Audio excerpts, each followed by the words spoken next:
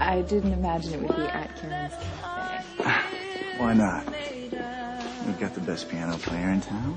And the best drinks. And the best bartender. She and I really love the old music and stuff, and so to be able to see her totally in her element, I mean, when is she going to have another opportunity like that? And I think she recognized how special it was and just came out guns blazing. What a dame. She gets them every time.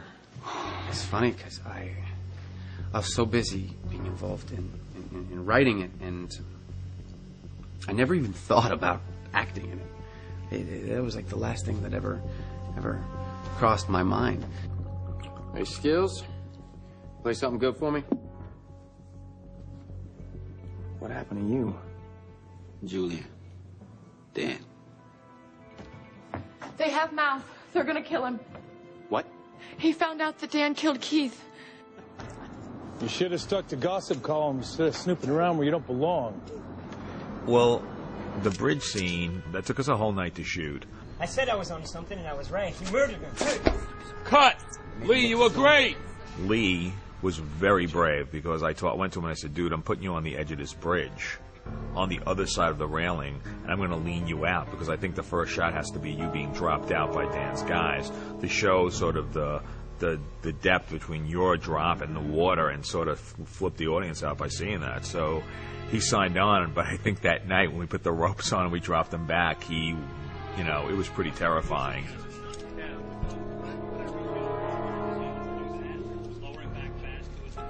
So, John, you want to see how it goes? Ready? 3, 2, 1, back. Nice. Kind of freaky. You're doing great, Lee. Now I got to remember my line. And we're rolling. Action. I'm not crawling anymore, not even for you. And pretty soon no one else will either. They'll find out that you killed Keith just like I did. And then they'll bring you down. Oh, I'd say if anyone's going down, it's you.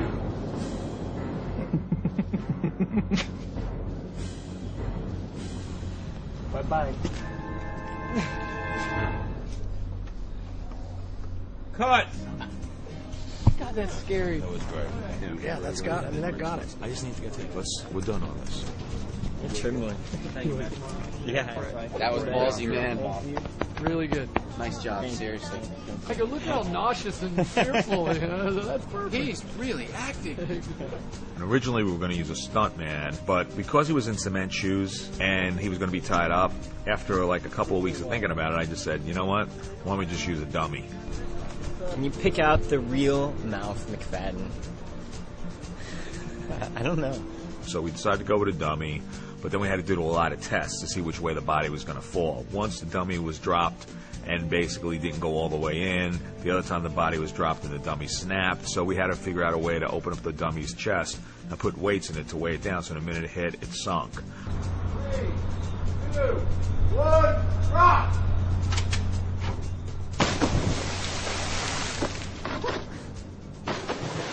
I gotta be honest, I was really nervous last night when we first started, but things are going really well, and I'm really proud. So here we are, day 3. We're shooting scene 35. It's a pretty heart-wrenching scene. I'm coming back to you, Haley. I am. Is that a promise? As long as you wait for me, it is. Oh, I'll wait for you. Always and forever. We wanted to make sure this was as authentic as we possibly could. Everybody's done an incredible job. They're making me look good, and I'm really happy about it. We decided to get a plane. Originally that was written to be at a foggy bus station, and I was like, let's go all the way to Casablanca and take a plane like they did in Casablanca, and Chad wrote rain, we gave him rain. The scope is larger than what we usually have, and I think it's really going to show, when the episode airs, people are going to see a whole different version of what we usually do. So the payoff's going to be pretty big, I think. It's a lot of work, but the payoff's going to be big. We pull all-nighters around here. I'm loving every minute of it. I don't want it to end. We got 5 days after this, and I know they're going to be great. Cut. Cutting?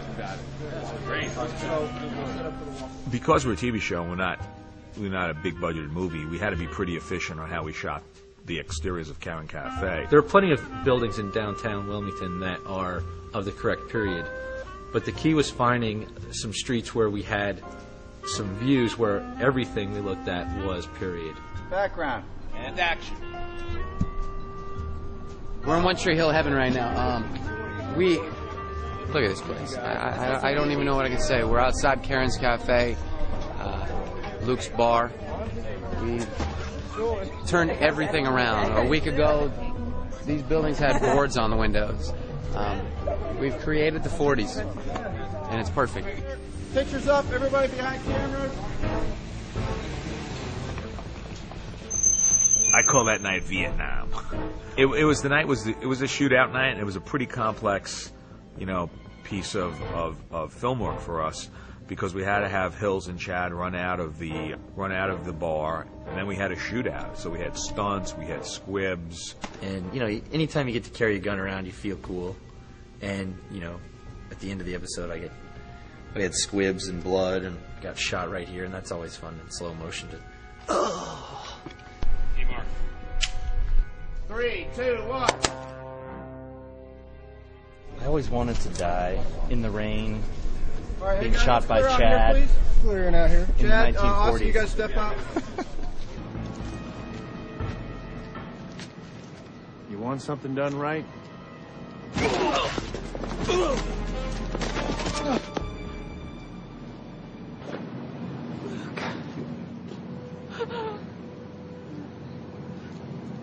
Peyton? Oh, I got you. Oh. If you guys see me, when Peyton gets shot and I'm lying there in Lucas's arms, it's as though rigor mortis has set in instantaneously, because I'm trying so hard to stay warm. It was kind of on and off raining all night, and it was cold. It was the coldest night we'd had. It was, sort of starting to be fall. It was killing us, because when we didn't want it to rain, it was raining, and when we did want it to rain, it wasn't raining. So it was an intense night. It wasn't that bad until we had to do the rain towers.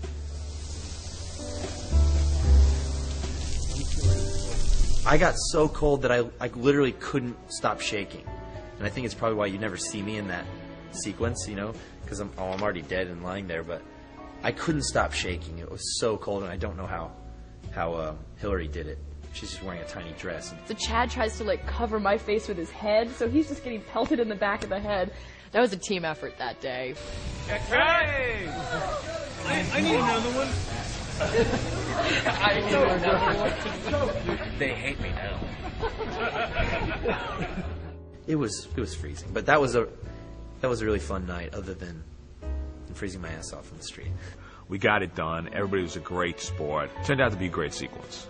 The hard stuff makes for the good stories, and that's stuff that we're going to talk about when we run into each other 10 years from now. It's like, dude, remember the night that we got fire hoses sprayed at us? Yeah, it was fun.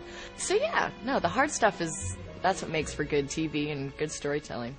We beat the rain. We fought Mother Nature. That's a wrap. See you next. Anything creative is a collaborative medium, and TV's a really good collaborative medium. And I couldn't have done this by myself. Everyone saw it as an opportunity to bring their A game. And everybody just showed up, and it was great. A lot of people were in the right place and doing the right things at the right time to make it happen. It was a huge team effort, and it worked out. My hats are off to everybody involved. It was a great undertaking, and it made me proud.